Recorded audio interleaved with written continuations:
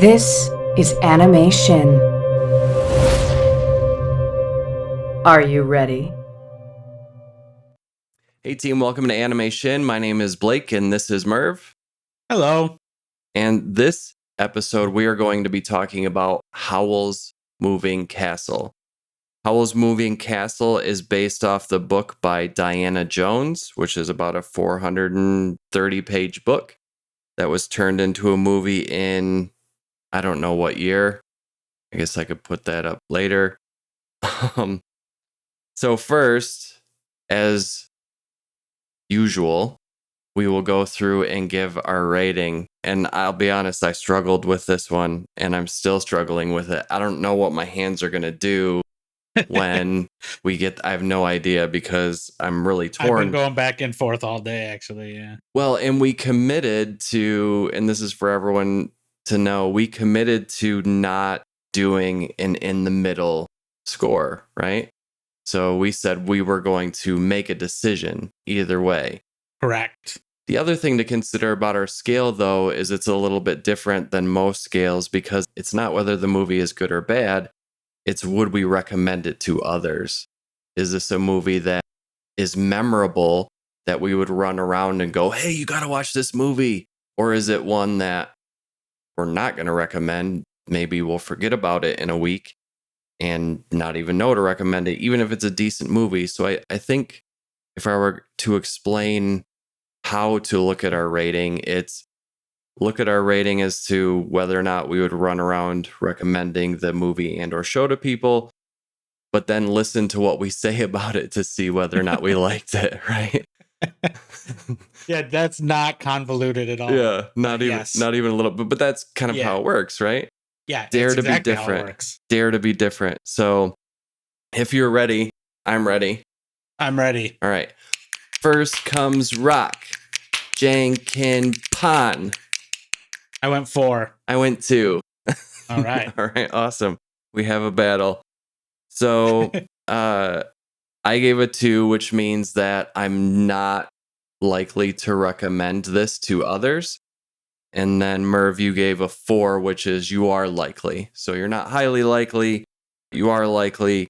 I'm not extremely not likely, but I'm probably not going to run around telling people to watch Howl's Moving Castle. So before we get into the details as to why, Merve, in your own words, what is Howl's Moving Castle about?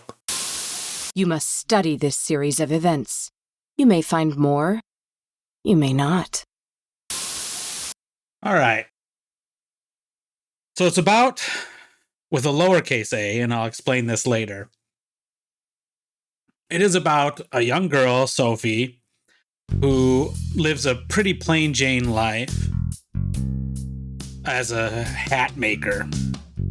And one day she is whisked away on a little adventure by a wizard. And because she is saved by this wizard, Howl, a witch curses her. And so now she has to basically find a way to get rid of her curse. And in doing so, she's cursed to be an old lady. So she leaves her home and goes out into what they call the Waste, which is where witches and wizards live. She finds Howl's Moving Castle, becomes a cleaning woman there, and has a little adventure with Howl and a couple of his cohorts until eventually she finds the way to break the spell. All right, very good. So this is what I think Howl's Moving Castle is about. A girl is being harassed by some soldiers. A wizard helps her, but she gets involved in his mess. So a witch, an enemy of the wizard, notices them together, so she decides to cast a spell on that girl, Sophie, making her old. The girl ends up at the wizard's moving castle as the cleaning lady. There's also a boy there, and Billy Crystal is a demon who is a fire. Not a fire demon, but an actual fire that is a demon. There's a backdrop of like a World War II facsimile, and then adventures ensue. So to me, that's what I Howl's feel like Moving- that's the same. You could put them right on top of each other and get at least 50% of the same stuff. So that's pretty cool. So, all right, we've nailed down what it is. Excuse me. We've nailed down what it's about. Now, as a professional writer, professional storyteller, looking at this, Merve, is the story presented in a good way or not? Regale us with your wit, storyteller. It is. And here's why. Here's why I said earlier, lowercase a. This might get a little esoteric, but here we go. This is when I said lowercase a earlier, this is what I mean. So movies are generally, in books and comics and whatever media, even video games, are generally have two abouts. They have a lowercase about, lowercase a about, and an uppercase a about. The uppercase a about is what is the theme. And if you've ever watched a movie and it was exciting and lots of action happened, but it felt flat or it felt disjointed or jarring and you didn't know why, it was probably because the theme wasn't very tight. It wasn't unified. It didn't have a unified theme. This movie, and this is why I went back and forth from a 4 to a 2, from a 4 to a 2, because the theme was so unified, and this happens sometimes, that the plot almost suffered because of it. Where some parts of the plot got a little confusing because this theme, which for this movie is being yourself, was so overly emphasized. It literally every single character in some way had aspects of this theme. So when we say theme, we're talking about kind of a little aspect or a little philosophy that the movie is exploring. This is not the same as a morale or a moral of the story. A moral is generally bad. When a story has a moral, it feels preachy. It can be predictable. But a theme is something that can be explored. Different characters will exhibit different aspects of it. So, for example, in this movie, this theme of being yourself, we meet Sophie, and they immediately say, "Why are you living your life like this?" And she says, "This is what father wanted." She is not being herself. She's being what her father wanted. She goes out and meets some guards that seem very bad. And these guards are literally in this movie for 15 seconds. And they kind of hit on her and kind of treat her poorly. But then Howl immediately tells us that's not how they really are. They're actually good people. So they're not acting like they would normally act. We know Howl is many different things. So then Sophie goes and talks to her sister, who's working at a bakery. And her sister is really friendly to everyone. Everyone's really friendly to her. But then we immediately see she's not acting like herself. A man says something like, "Hey, do you want to use my office? You can use my office to talk." And she's like, "Oh, no. Thank you so much, but I'm too busy. I got to get back to work." Immediately they're in a storage room talking and not in the office. So she's not being herself. She's lying, as it were. I mean, and we see it with every single character. Turnip Head, the Scarecrow, is literally not himself. Calcifer, the fire demon, is a fire demon instead of just the demon that he normally is. Howl keeps shifting into a monster. Merkel, the little boy that's friends with Howl, like Howl's ward, is constantly dressing up like an old wizard. Obviously, Sophie has a curse put on her. She's an old woman instead of the young woman that she is. The Witch of the Waste is this big, powerful woman that we see, and she's immediately transformed into a kind of decrepit. They set her up as this big, powerful bad guy so that the actual big, powerful bad guy, the sorceress, can defeat her easily, and we see how dangerous the actual bad guy is. So over and over again, you see this theme playing out of characters not being themselves, no one being themselves. And over, we see Sophie failing to find a way to break her curse, almost falling into it. And as she becomes more herself through the movie, which I thought was really interesting, is she would change from a really old wrinkly lady to a young woman with gray hair, just some wrinkles. She would shift, constantly shifting.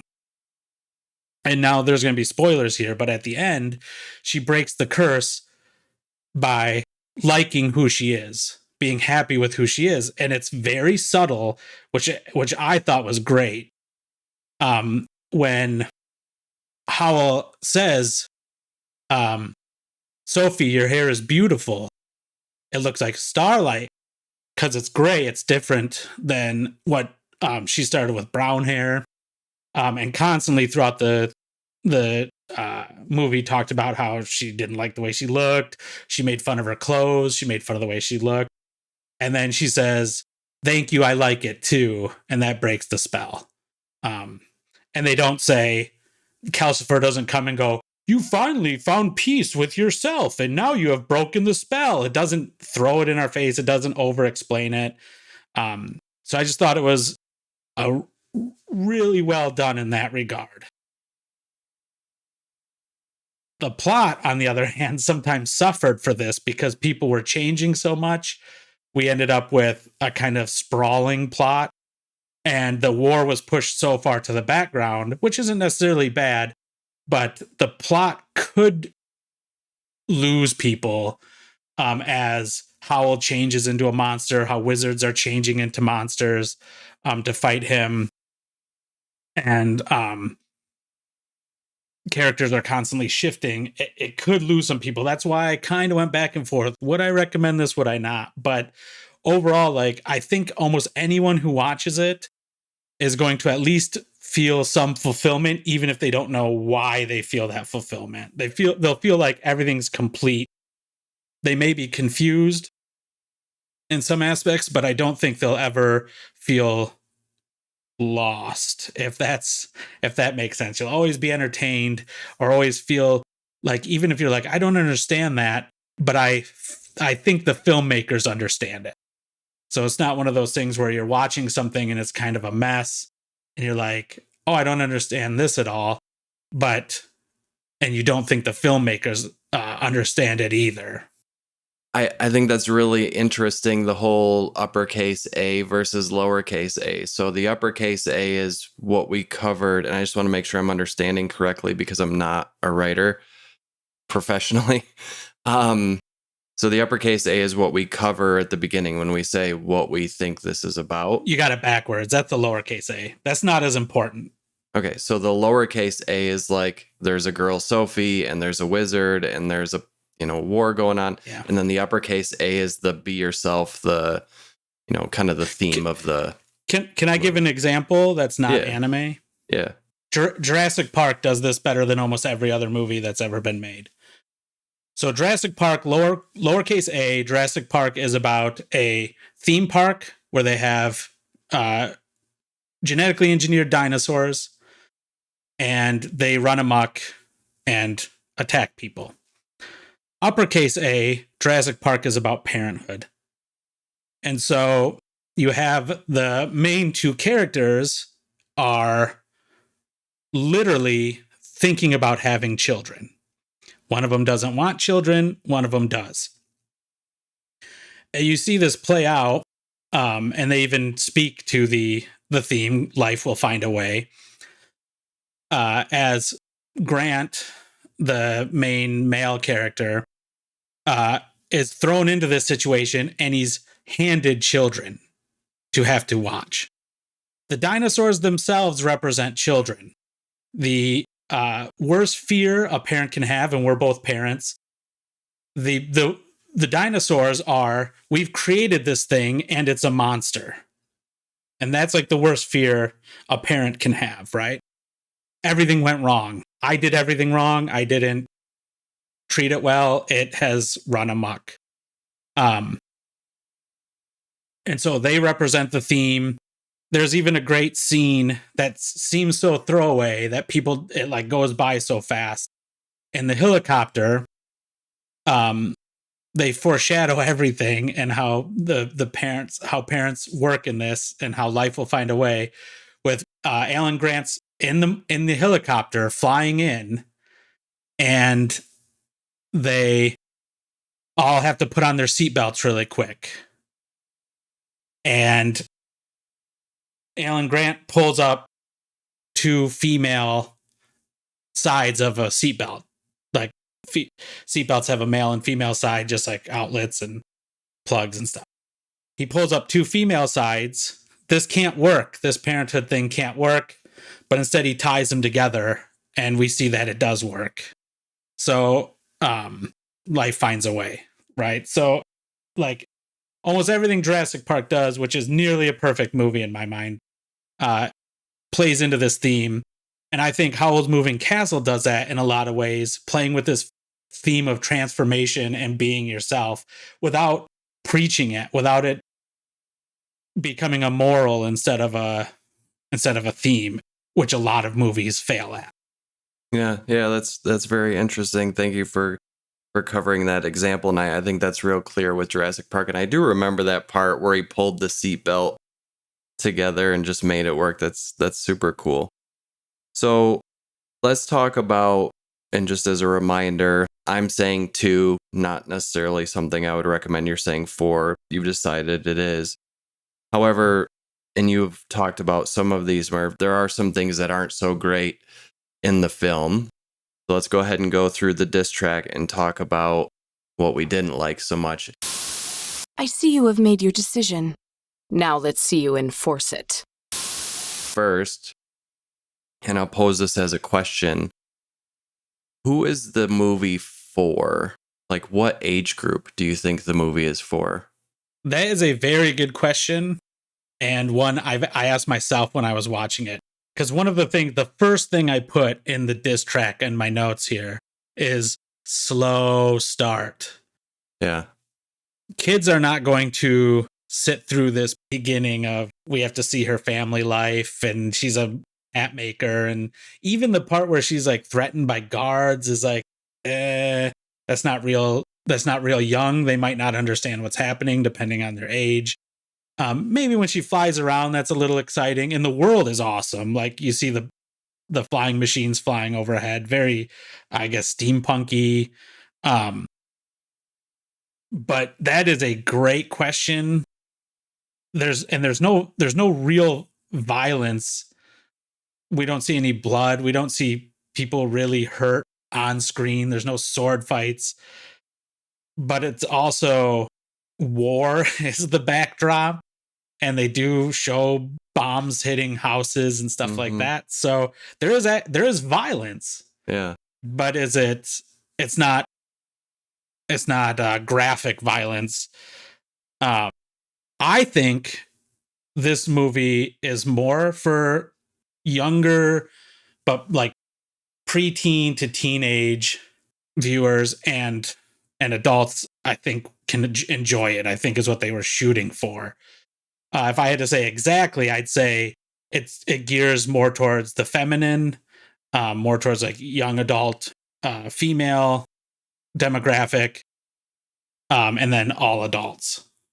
Yeah, and I think to go back to the big A, little a, right? I think a lot of movies do a really good job of the little a is for kids and the big A maybe is more for adults, more mature audiences, that type of thing where, and I don't know if I'm necessarily using this right, and I know it doesn't work with Shrek with the humor, but you know, there's the stuff in Shrek that's for the kids, and then there's the stuff in Shrek that's for the adults that goes over the kids' heads. Shrek has almost the exact same theme this movie, the be yourself theme, but Yeah. it's a moral. It's a moral instead of a theme. It's constantly pounded on your head. Right. But that is, and we see that with Aesop's fables and fairy tales, things for younger kids and younger audiences generally lean towards moral instead of theme, which is why I feel like this is a little more adult. Yeah, so that's ultimately what made the decision for me is I couldn't peg down who to recommend this movie for. So as I'm looking at the root of the question, I'm like, I don't know. I would like to recommend it, but if you put a lineup of different demographics and ages of people, I don't know who. I did write down in my notes 11 or 12-year-old girls. So I think we're kind of on the same page there. And here's something else in a young adult market. You generally target the audience that is 2 to 3 years younger than the protagonist. So if you're doing middle grade, you have like a 13, 14-year-old, someone that's a little bit older than middle grade. If you're doing preteen, you have young teenagers, so on and so forth.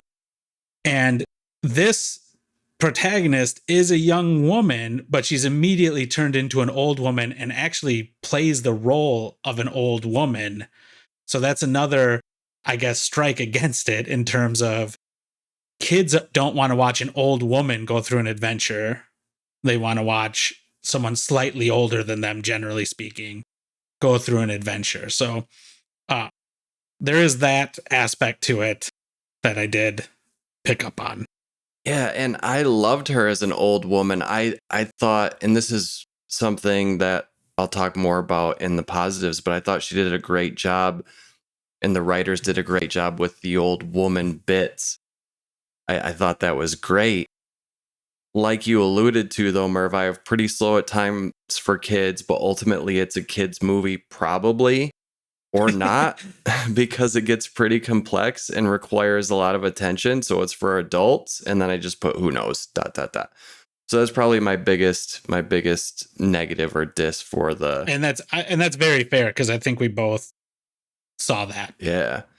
The other thing is I have sometimes it just doesn't make sense. And I know it does a good job of not hand holding for the audience and things like that, but it did remind me of a quote from the creator of the movie Vanilla Sky with Tom Cruise. Did you ever see that movie? Oh yeah, it's a great movie, actually. So there's a commentary, and I believe it's the director, and someone asks the director, "What is this scene about?" And the director looks at the person and says, "I have no idea." Like, literally, the creators of the movie there are scenes in that movie that they don't even know what it means, right? It's just there. And I felt like there was a little bit of that in Howl's Moving Castle, where there were moments or things where it just didn't compute real well. So that made it a little bit tough. But I also did appreciate that too, because I also really like Vanilla Sky and I like the weird. So that's good. Again, I revert back to, though, means I don't know who to recommend it to. As an example, so there's a dirt tunnel full of toys stuck in the walls that Howl goes to when he's stuck as a bird person. I have no idea what any of that meant. Well, is that real?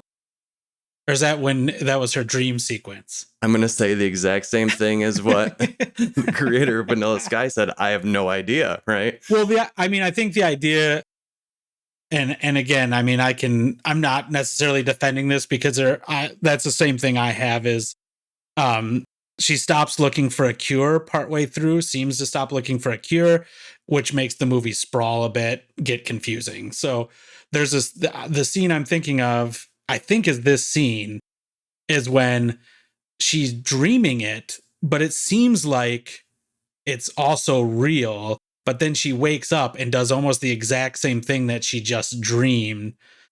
Or dreamt. Yeah. Dreamed. So, I mean, I think the toys, obviously he was changed into a wizard. His childhood was taken from him. He's never been who he was supposed to be. He was always being somebody else. And so that's why he has that pathway full of toys. I think he turns into a raven monster, right? Like and ravens are known to like kind of hoard, like steal and hoard things. And so I think he steals kids' toys and tries to still be a kid who he's supposed to be. That's why I thought it was real. That's why I thought that part was real because of that. I thought it was like a nest or something for the Raven monster when Howl loses himself. But yeah. So anyway. And I'm not defending it because the movie should still be clear to audiences. Like you should still make it clear, even if your intentions are artsy or strong. You should still be, the audience should never have to do work to figure out what's going on. Well, and it's from a book. So in the book it's probably explained better. However, some of the details in a book shouldn't make it in a movie for that reason. I'm curious to read the book because I was thinking about that. As an adaptation, I don't know how well some of these things will translate. Like in the movie, you can have her be old and hunched over and start talking, and as she becomes more assertive and more herself, her face changes, she loses her wrinkles, she becomes younger, sometimes her hair goes darker. And you see in a book, it would feel, I think, very jarring to say, as she asserted herself, the wrinkles faded away, and that would be like so on the nose. But in the movie, it feels so subtle. It's amazing in the movie, and that might in the book work once where you describe it that way. Then it's going to get long in the tooth real quick if you have it described that way every time it happens, especially in the movie. Yeah. I love that the dub version has a lot of big name stars.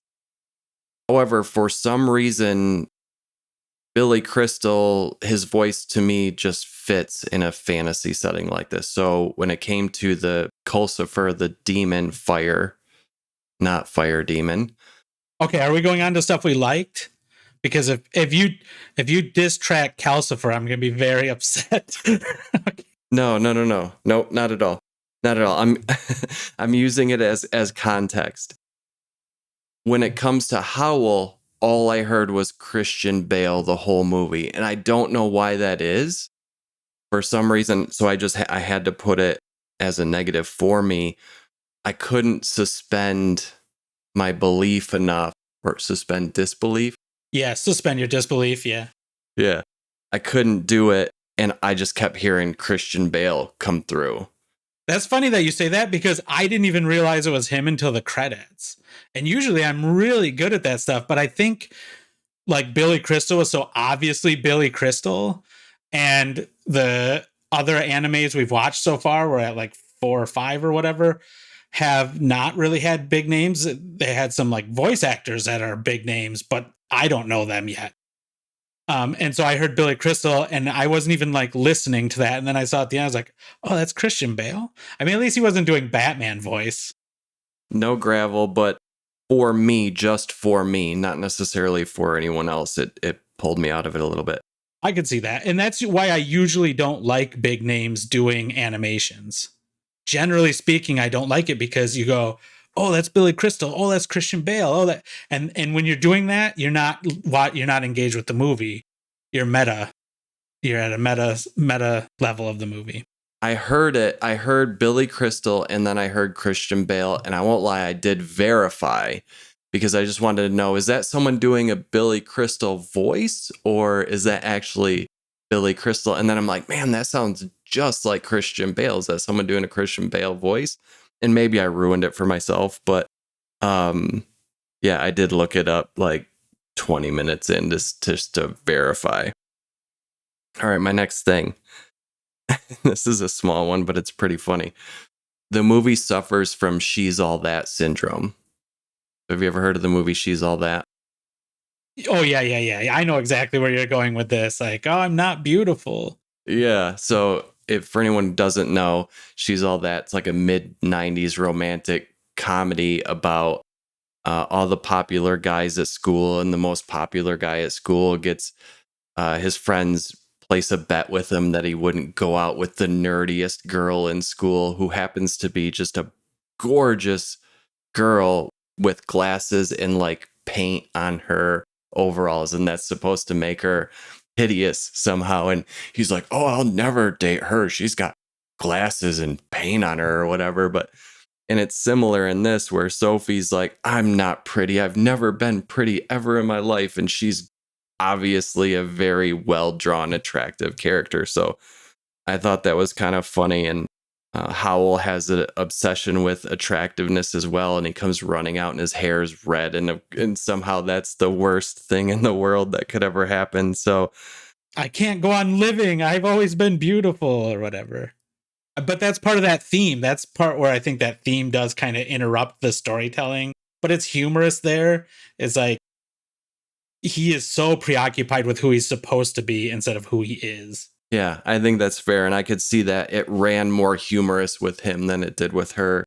But it does suffer from that. I don't know how they would fix it, but it does suffer from that. I think that they try to do that with how her and her sister go walking through the bakery. I can't remember her sister's name. Letty. And everyone's like, hey, Letty, how you doing? And her sister's like blonde and made up. And everyone's like, hey, you want to use my office? Hey, I did this thing for you. And no one's even paying her any attention. And so I think they were trying to do that through that scene. But you're right. Like, obviously, it's not like she's unattractive. If this was a real actress, it would be an attractive actress. Right. And we might have to go back to verify this, but you called her the sister, and that's exactly who I thought it was, is the sister. The end scene with her, kind of and I won't spoil it too much, but the last scene where Sophie and her sister are together, right? And there's kind of a betrayal there. She calls her mom or mother. Oh, no, I think that's a different character. That's her actual mother. So that's another character that is pretending to be somebody else multiple times. She comes in with all the young girls and she comes in wearing that like ridiculous hat. And I think she says something like, it's all the rage in Europe. I don't know if she uses Europe or some made up country. And she's like spinning it around. And so again, she's not trying to be herself. She's trying to be someone fashionable or someone from Europe or fake country or whatever. And then later on, she sees Sophie. This is her mom again, not Letty, but they're drawn very similarly, blonde hair, made up. And she comes in and acts like she's so happy to see Sophie again, but really she's betraying her. That she's lying completely, not being herself at all. So just make them two characters, and then I'm not confused. I think they are two characters, or make them. I said the wrong thing. Make them one character, and then I won't be confused. That could work. Yeah. Because here's the thing, I'm probably about as smart as an 11 or 12-year-old girl, so if I'm confused, they're going to be confused. Right. So, all right, that is the last negative thing I had for the diss track. Do you have anything else that you would like to? I don't. I already went through my negatives. All right, awesome. So I'll let you start on this. Let's talk about what your favorite parts about the movie were. Okay, well, I already talked about how the thematic unity, like, that's always going to win me over. When I watch a lot of these movies, the humor, like movies for younger kids, a lot of times the humor is either really slapsticky or gross out. And there was some of that, but I thought the humor really landed. There was a couple things I thought were particularly funny. My favorite line is when Sophie says something to Calcifer, the demon who is fire, says something like, I know you can do it because you shine so, your spark is so bright, and anyone with a spark that bright can do it. And like, and that's what everyone says, right? Or something. And he goes, yeah, but no one believes that. And it's just like such a funny, like, it's like, it's so true that people always say, if you believe enough, you can do it. But no one really believes that, you know? And so like, he just says it and it's really funny. And I thought a lot of his lines really landed. And a lot of the humor really landed for me. So it worked as a humor for adults, I think, and kids, because it was like it wasn't extremely intelligent, like confusing or esoteric, but it also wasn't, I pooped my pants, kind of stuff that like is like funny for me, but also for like 5-year-olds, like that a lot of these animations and even some live action kind of fall back on. Yeah, not a lot of poo and pee jokes or fart jokes or stuff like thankfully, that. yeah. Yep. I'd agree with that. And there could have been. You had a fire. Yeah, for sure. The world is super fun, and they teach you about it by showing you, not telling you. Like, magic exists in the world. They don't tell you why. They don't need to tell you why. It just does. You don't need to know that. So I really enjoy that. I'm starting to dislike even more and more when a movie or show stops to explain to us how these things came into being or why they exist in the world. I don't need to know that. There's not enough time, especially in a movie. So I like that. So I alluded to this earlier with Sophie. So the script for Sophie, the young girl who is in the body of an old woman, is solid.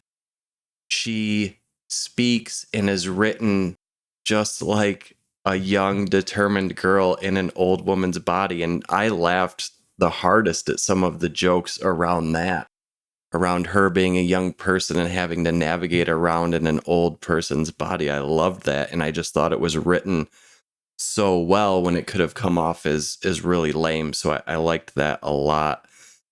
The humor there, the best line I thought was when she was on the stairs, when her and the Witch of the Waste were made to walk up that huge staircase, and the Witch of the Waste can barely make it because she's just this like kind of blob of a human being. And she's like, "Oh, you got to help me." And she's like, "Well, maybe if I was younger," like Right. because the Witch of the Waste is who cursed her to be old. And the subtle things, like she picks up the little dog and she says, "Why are you so heavy?" But he's only heavy because she's older now. Like there's nothing heavy about him. He's just a regular dog. It's just like subtle. A lot of this movie was very subtle, and I really like that. The other thing is she doesn't seem to mind it all that much that she's in that. Did you kind of pick up on that? Like, she didn't seem to really mind it that she was in that curse. And you kind of talked about that earlier, but it seemed like the whole that was some sort of bad thing goes away pretty quick. But I don't know. I didn't mind that too much. I thought Sophie made the movie for me. She's an amazing character. My heart leapt every time her form would change from older to younger, and I'd be like pointing, "Oh, look at her hair, it's different," or "Look at her face, it's a little different there," to Jessica that I was watching the movie with, and I loved that. And I have down at the bottom exactly what you said the theme was. I have, "You can be a strong and nice person and be yourself." And I just thought that was amazing because I think Sophie also proved in the movie that being strong isn't just about being dominant. You can be a very strong person and be good to other people, which I loved. I thought that was a really cool message. So those are some of the things I had down that I really liked. Did you have anything to add? I also have the world, that the magic just kind of happened at times, and that was really cool. The door that he was 5 different wizards, again with the theme, and 5 different cities, all with the different colored doors. And actually one that led to his childhood, which was interesting. But that kind of the old style, like it was just like a twist knob, like an old twist knob, but then it's super magical. I twist it here and I'm in the capital city, and I twist it here and I'm in the little village city. And when you were learning the world, it really kept your interest and didn't bore you with exposition, but also didn't make you do too much work to figure out, like, wait, why is that happening? Why is this? How is that thing flying? You just either bought into it or they showed you what they needed to show you. Yeah, moving castle where the castle actually moves and it has a door that you can turn a knob and have the door put you in a different place done differently that could have just seemed really messy. So I like that it was kind of both those things, but to your point, you did understand it. I thought Howl was done pretty well too. I think there could have been too much Howl in the film, and I thought there was just the right amount of Howl the wizard in the film, so that, you know, his eccentricness didn't get, you know, bothersome. It was just enough and were to keep him likable. Agreed. And that has to happen because Sophie is in love with him. And if we hate him, that thread won't work. If we do not like this man and Sophie's like, he's the best person ever, we're going to go, I don't like you now, Sophie, because you like that. But he's just in it enough. He's like obviously a good person because he's sacrificing himself and trying to make sure everyone's taken care of and trying to stop a war, probably the most noble of pursuits. And so we get just enough to like him. Again, it's just, well, so much of the story is well put together. Probably a lot of it comes from the book. Yeah, for sure. So Howl's Moving Castle, there's a book and the film. The English dubbed version is full of high caliber talent, which is really cool. Is there anything else you'd like to say about this movie? No, it's good. It's good. It's good. It's good. Multiple aspects are good. Parts of it might be a little confusing, but I don't think you will be frustrated or bored. Have you joined us yet? If not, then I'm sorry. I won't be sharing my dinner with you. If you listen to what we had to say, the positive and the opportunistic, and that sounded good to you, then I do know who we can recommend this to and who I can recommend this to, and that's you who's watching. So thank you for joining us on Anime Shin. You can find us on YouTube. You can find us through Podbean Podcasts. You can find us on Google Podcasts. You can find us on Apple Podcasts. And Merve, you want to talk about Discord at all? We will have a Discord channel up, and hopefully the link is already in the description. Excellent. So we'd love to talk to you on Discord and interact. And we also have a Teespring store that has been set up. So if you're looking for a way to support us, also there's just some really cool artwork from Merve on there. So feel free to take a look, see if there's something you like.